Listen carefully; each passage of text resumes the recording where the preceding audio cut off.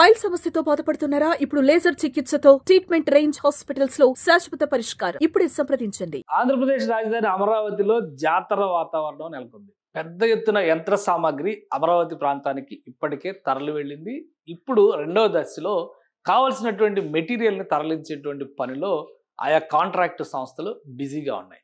ప్రధానంగా government city ప్రాంతంలో వివిధ నిర్మాణాలకు సంబంధించినటువంటి కాంట్రాక్టుల్ని రాష్ట్ర ప్రభుత్వం అలాట్మెంట్ చేసింది. దీంతో పాటు రోడ్ ఇన్ఫ్రాస్ట్రక్చర్, ట్రంక్ ఇన్ఫ్రాస్ట్రక్చర్ సంబంధించినటువంటి కాంట్రాక్టుల్ని అలాట్ చేసింది. మరొకటి ఎల్పిఎస్ లేఅవుట్ల డెవలప్మెంట్ అనేది చాలా ప్రముఖమైనటువంటి పాత్ర పోషించేటువంటి అంశం. వీటిని కూడా అలాట్మెంట్ చేసింది. సో అక్కడ పెద్ద ఎత్తున పొక్లైనర్లు, ఇనుప సామాగ్రి, ముఖ్యంగా కార్మికులు నివాసం ఉండడం కోసం కట్టాల్సినటువంటి షెడ్ల పైన ఫోకస్ పెట్టారు. దీనికి పెద్ద ఎత్తున యంత్ర సామాగ్రిని కాంట్రాక్ట్ సంస్థలు ఆ ప్రాంతానికి తరలిస్తున్నాయి.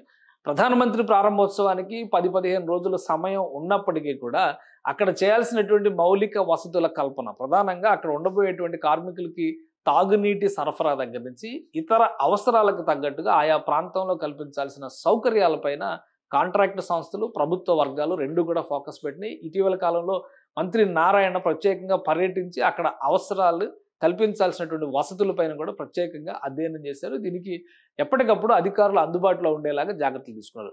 ప్రధానంగా గవర్నమెంట్ కాంప్లెక్స్లు ఏవైతే నిర్మాణంలో 80%, 90% అవి ఆగిపోయి ఉన్నాయో అక్కడ యాక్టివిటీ పెద్ద ఎత్తున జరుగుతుంది. అలానే గవర్నమెంట్ బంగ్లాలకు సంబంధించి అధికారులు, మంత్రుల బంగ్లాలకు సంబంధించినటువంటి నివాసాలపైన కూడా ఫోకస్ పెట్టింది. ఆ క్రమంలోనే అక్కడ కాంట్రాక్టులు దక్కించుకున్నటువంటి కేఎంవి ఇన్ఫ్రా లాంటి సంస్థలు ప్రత్యేకమైనటువంటి జాగ్రత్తలు తీసుకోవడం ద్వారా యంత్ర సామాగ్రిని పెద్ద ఎత్తున ఆయా ప్రాంతాలకు తరలిస్తున్నాయి. అసలు గవర్నమెంట్ సిటీలో అధికారుల కోసం, మంత్రుల కోసం నిర్మిస్తున్నటువంటి నిర్మాణాలు ఏంటి, వాటికి కావాల్సినటువంటి వసతులు ఏంటి, ఒకసారి పరిశీలించేటువంటి ప్రయత్నం చేద్దాం. కేవలం మంత్రుల అవసరాలకు తగ్గట్టుగా నిర్మించేటువంటి భవంతులపైనే రాష్ట్ర ప్రభుత్వం ముందుగా ఫోకస్ పెట్టింది. ఇది G+1 కేటగిరీలో ఈ సెక్రటరీలకి, మంత్రులకి నిర్మిస్తున్నటువంటి బంగ్లాల సైజ్ ఇది. వీటికి సంబంధించినటువంటి కాంట్రాక్ట్ల అలాట్మెంట్ కంప్లీట్ అయిపోయింది.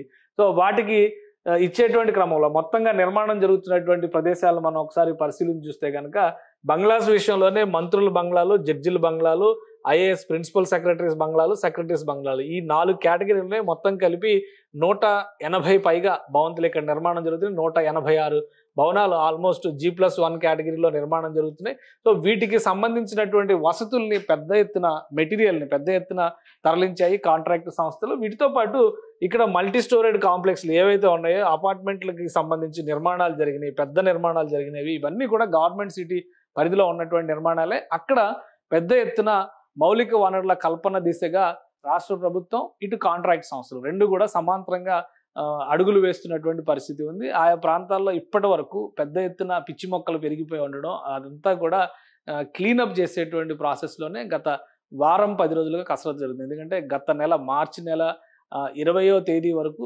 కాంట్రాక్ట్ సంస్థలకి క్లియరెన్స్లు వచ్చేసినాయి, లెటర్ ఆఫ్ యాక్సెప్టెన్స్లు కూడా అందినాయి. అయితే ఈ 10 రోజుల నుంచి కూడా పూర్తిగా అక్కడ నేల చదును చేసుకునేటువంటి కార్యక్రమాలు, వర్కర్స్ షెడ్లు నిర్మించడానికి కావాల్సినటువంటి ఐరన్ మెటీరియల్, రేకులు, ఇటువంటి వాటన్నిటిని కూడా అక్కడికి పెద్ద ఎత్తున తరలించారు. ఆ నిర్మాణ ప్రక్రియను మొదలుపెట్టేందుకు కావాల్సినటువంటి వసతులు కల్పించడంతో పాటు తీసుకోవాల్సినటువంటి జాగ్రత్తలపైన కాంట్రాక్ట్ సంస్థలు ఫోకస్ పెట్టాయి.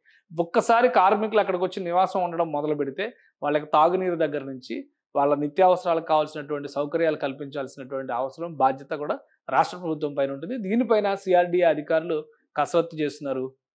మరొక 15 రోజుల్లో అమరావతి ప్రాంతంలో వర్కర్స్ కాలనీల నిర్మాణం జరుగుతుందని అధికారులు చెప్తున్నారు. దీనికి తగ్గట్టుగానే అక్కడ జాగ్రత్తలు తీసుకున్నారు. ప్రధానంగా వెళ్ళేటువంటి రహదారుల్లో ఎలాంటి ఆటంకాలు లేకుండా, పెద్ద ఎత్తున మెటీరియల్ని తరలించేటువంటి క్రమంలో ఎలాంటి ఇబ్బందులు ఎదురవకుండా అధికారులు జాగ్రత్తలు తీసుకుంటున్నారు.